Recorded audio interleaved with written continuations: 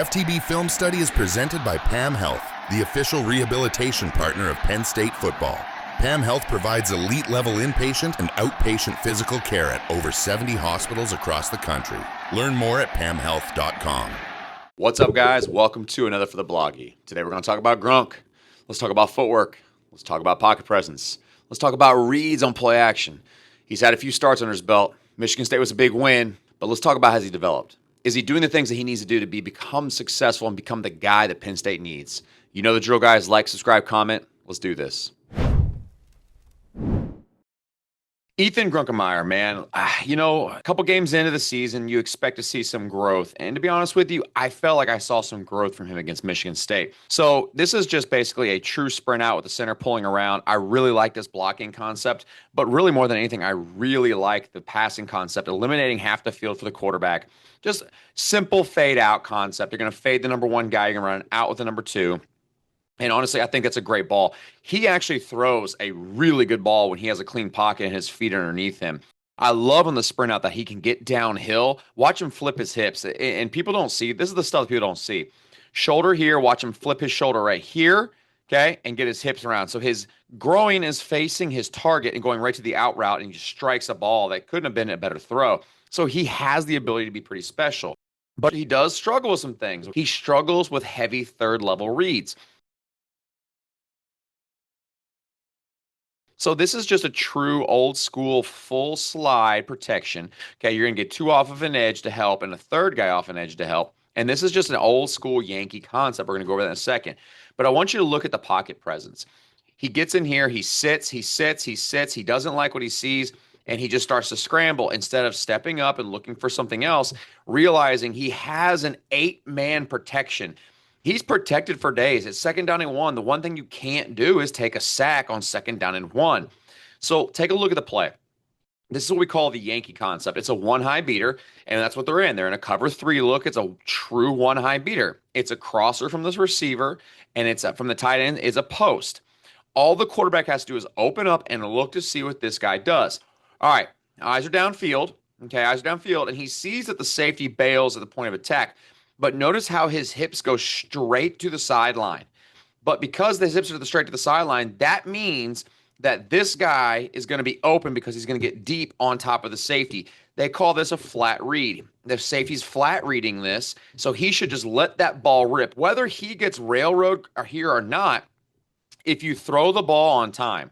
So let's take a look at it. I'm going to show you something. So again, if he throws this ball on time, so right now, that ball should be let go.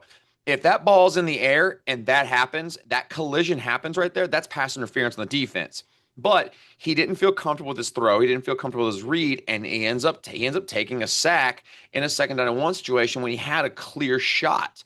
Okay, so here we go. Send a guy in motion, another play action. He's got his eyes back, but it's a nice, easy read for him here. I'm going to show you why it's an easy read, but take a look. All you're going to get is you're going to get an outside zone, the old wide zone boot fake. He's going to play fake it to the depth. Now watch. Eyes are down. He's reading the outside linebacker. Outside linebacker gets ran by, okay? So he can't wall this receiver. The receiver is going to run a bender over the middle, and he strikes the ball. Look at his footwork. Honestly, I'm really impressed with his ability to have clean footwork, especially in the pocket. I think his footwork is actually better than who we won't mention who got hurt for the year.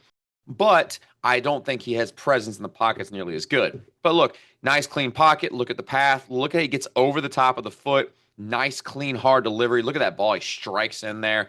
That's a great ball, great decision, great read. Okay, so let's fast forward to another play right here. Let's take a look. Now, there's not a lot I can show you here other than this. It's third down and 7, okay? You're getting a double mug blitz look, okay? So, he needs to realize that he probably needs to get rid of this ball pretty quick. And so he doesn't know where this is coming from. Now, what I will tell you is this. Pre-snap determination. Notice this guy's starting to roll, and this guy's starting to go deep. That means it's cover 3. So that means you're going to have 1, 2, okay? And you have a guy over here in the third depth. Now, look. This is a dagger concept. Now, what does dagger mean? Well, it means this. Somebody's going to sit in the flat. Somebody's going to take the top off of it, and somebody's going to sit between both of those. So the true read on this is pretty simple. If you see one high, okay, all you're doing is looking for this flat read. What happens to the flat read? The flat read jumps the flat, That means that the dig is open in the window behind it because this guy's taking the safety off the top. He should have seen this, but what did he do? He freaked out. Bad pocket presence and awareness, runs into his running back and freaks out. Puts himself in a bad situation. It's only a 4-man rush for a 6-man protection. You should not have to run like this in the situation. Watch it from here. You're going to be really frustrated to watch. Think dagger concept. All right, here we go. They're going to roll a guy high, roll a guy high. You got a flat player. You got a hook to curl. Watch. He sits on the flat. Safety takes this high. He's going to jump inside right there. That ball should have been let go right here. That ball should have been struck right there on the 1, and you would have seen how open that would have been right there. But he freaked out. He didn't let it develop, and his read was a little off. You can tell it's almost moving a little too fast for him in these situations. Okay. Now, again, wide zone play action. Again, I love this play call, and I love this throw.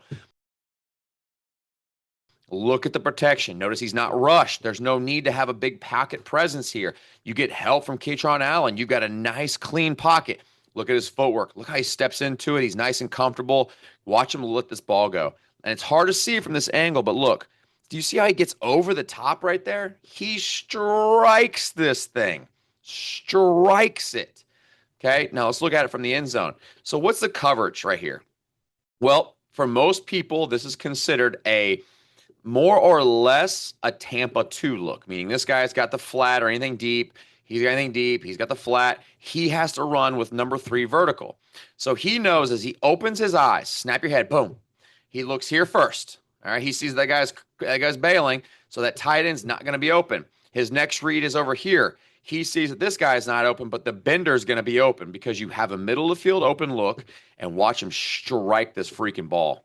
Golly, that's a strike. And he throws it on time, and he throws it with great rhythm, and he throws a great pocket presence strike. Again, these are the things that I can see why he got recruited. That's a ball. That's a freaking ball.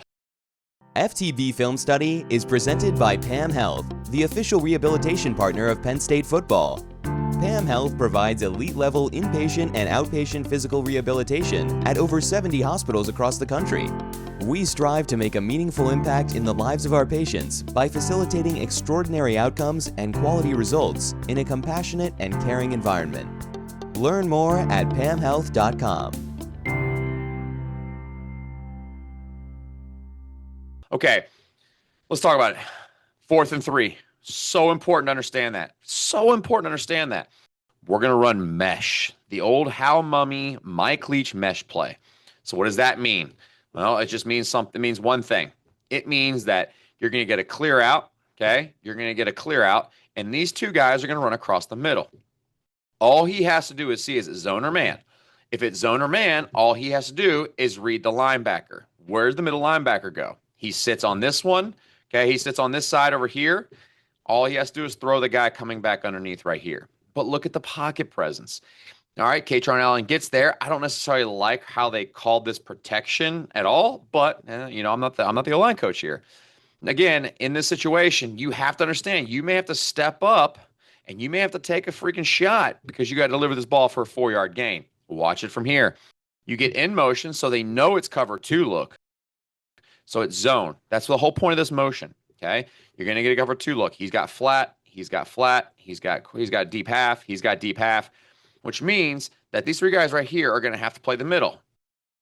All right, middle linebacker takes the high wall. That's easy. So that means you only have 1 guy left to read. It's this guy right here. Step into it. His hips and everything are turned this way. That means you're going to throw that ball right here in the window because he should sit it down right there. That ball is ridiculously open, and you have to be able to make these reads on the run to be a Division I Power 4 quarterback, especially at a school like Penn State. Okay, this one's an interesting one. This is one of those ones I have the time down here for a reason because I want you to take a look. 3rd down and 10. I get it, but look at the clock. Okay, it's 10:05, almost 10:06. Doot, doot, doot, doot, doot. Okay, so he wasted almost 5 seconds with the ball in his hand. Anytime you get in this situation, all right, this isn't even a play action. This is a drop back. This play should not last more than 3.6 seconds. There's no way that these guys can protect for that long. In this situation, you take off and you get rid of the ball. You live to fight another down. Okay, now, there were some pass interference calls that didn't get called on this one, and I understand it. But I think truly watching Katron Allen get yanked backwards right here is kind of a deal. Watch this. He gets pulled back. Watch it from here. I know where he's looking. Okay, he's looking up top, and he wants to hit the comeback. All right, and I think he's in a good situation. I think this is a good route. It's a really good coverage. But again, to me, that's PI. If you throw that ball, they'll call it. Okay, so then he comes back down to number 5 in the middle. He gets pulled. Really, the one that gets me is down here with the tight end who runs the wheel off of the mesh. Watch the shallow. Watch this. Watch this. And whoop! They call that holding. They call that holding. But I think Michigan State got away with some things here. But in the situation, as the quarterback we talked about, it's still a cover 2 look, okay? It's still a cover 2-man look. They have to win the routes. And what he's trying to do is he's trying to see if the receiver sees this guy inside, he should break back out, and he holds the ball too long. Hey, let go of the ball, live to fight another down.